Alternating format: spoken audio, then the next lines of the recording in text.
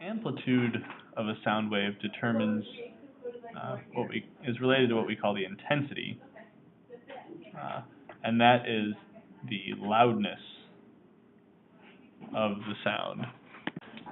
You don't really need to know the specific relationship between amplitude and intensity, but you should know that as amplitude goes up, the intensity goes up, and therefore the sound, we perceive the sound as being louder. Intensity is defined as energy per area per time. So it's the amount of energy passing through a given area in a given amount of time. And energy over time is a power. So intensity is defined as power over area. And therefore, it has units of watts. Watts is the unit for power, and area is in meters squared. If you have a point source of a sound, then the sound radiates out in all directions. And so the area we're dealing with is a sphere, the surface of a sphere. So intensity from a point source is the power over the surface area of that sphere, which is 4 pi r squared. So here we see that the sound intensity decreases with the square of radius. As if you double the distance away, you get a quarter of the intensity. So we can do different sorts of problems with this. We can use different areas. If we say, for example, we have a square loudspeaker,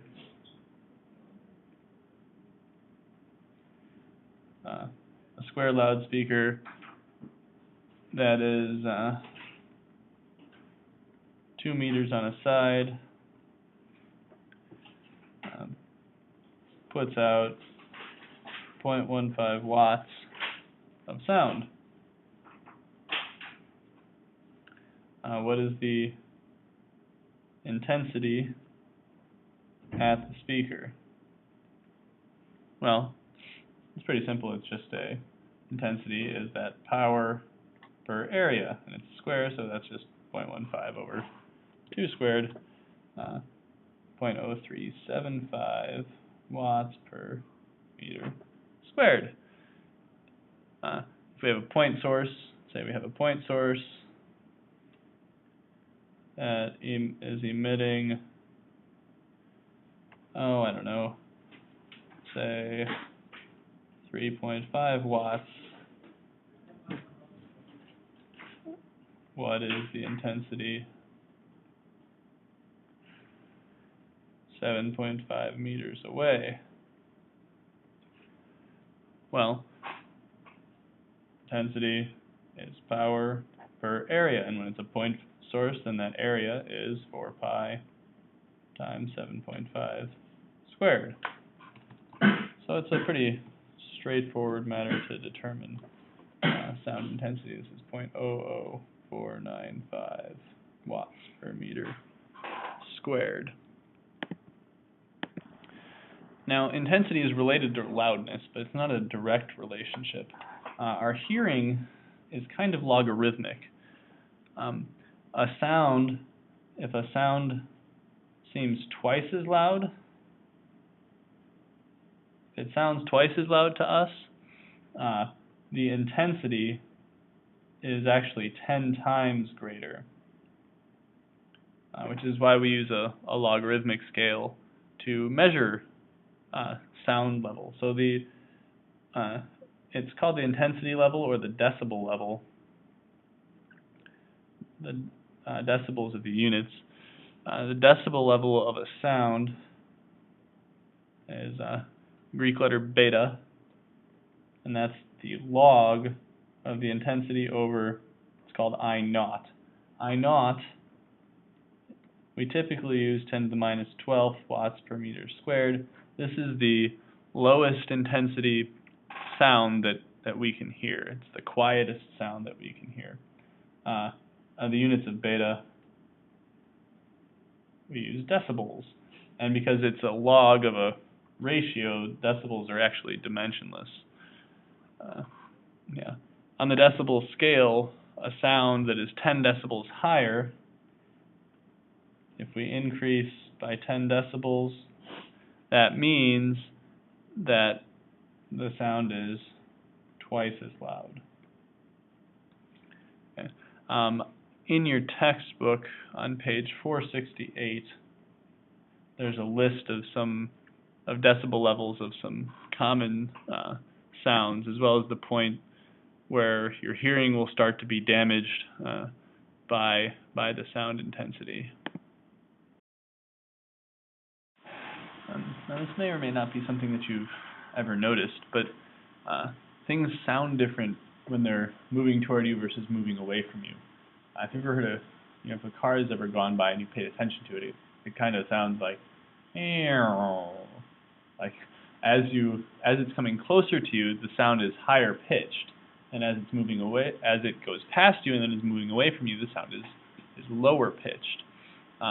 If you haven't noticed that before, stop for a second when a car is driving, if you're on the sidewalk and a car is driving by you, and take note of that. Or the same is true of an ambulance.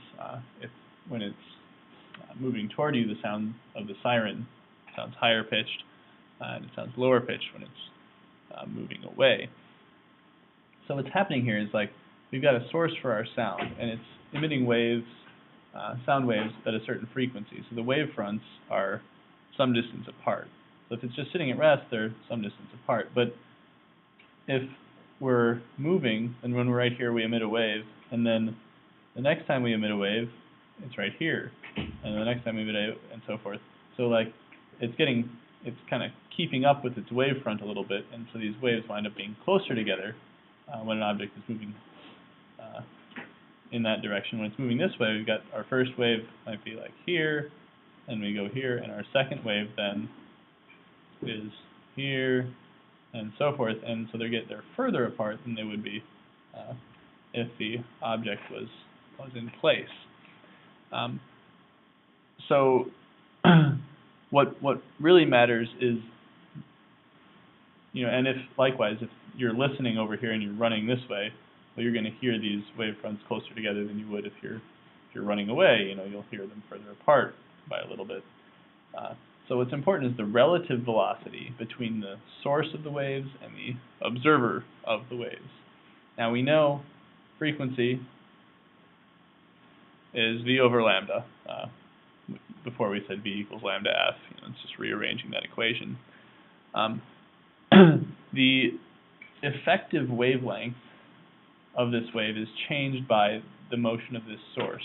The wavelength apparently becomes smaller as the source moves in the direction the waves are traveling, or becomes longer if they're moving away. So the effective wavelength of our waves is v plus or minus us times t.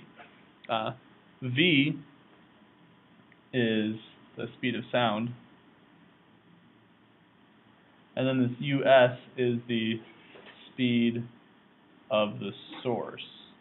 Typically we use v for velocity, but sometimes u is also used when there are multiple velocities occurring. So the plus, we use the plus when the source is moving toward the observer, and then the minus when the source is moving away from observer. Likewise, the motion of the observer matters. So if the observer is moving, then the velocity of the wave they effectively note is the velocity of the wave, again, plus or minus their speed. So that's the effective velocity of the wave itself. So combining those, we get this frequency that is equal to v plus or minus u naught. Oh, we're using this v over lambda, and our lambda effective is v plus or minus mu s, but I'm going to go minus plus us over the period. You got this time here.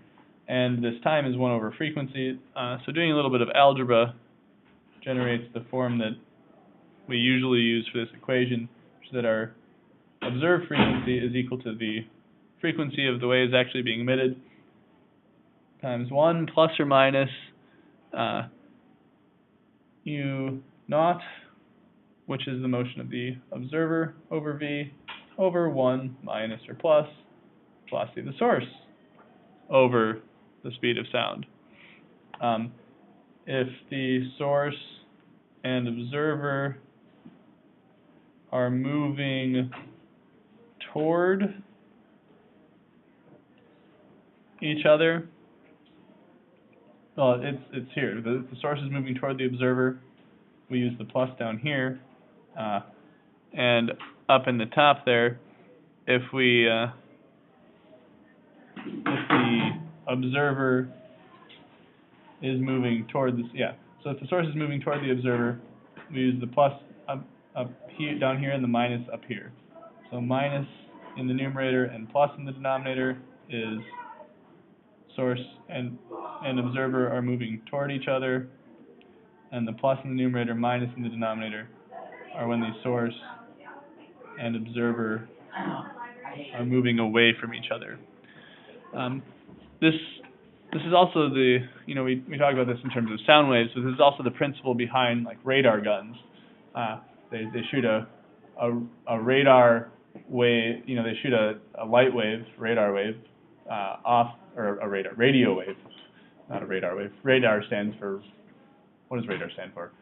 Radio radio something detection and ranging, I think. Anyway, as it's reflected off of a car or whatever, that becomes the supposed source of the wave, and the gun can measure how much that wavelength has changed using the Doppler formula, the Doppler effect. Also, we see the Doppler effect in that galaxies are, they say, redshifted. As we observe them, the wavelength is longer than we think it should be, and that is taken as evidence for the universe expanding, because the galaxies in every direction are redshifted, and if everything's moving away from us, then that's kind of the logic behind the idea that the universe is expanding.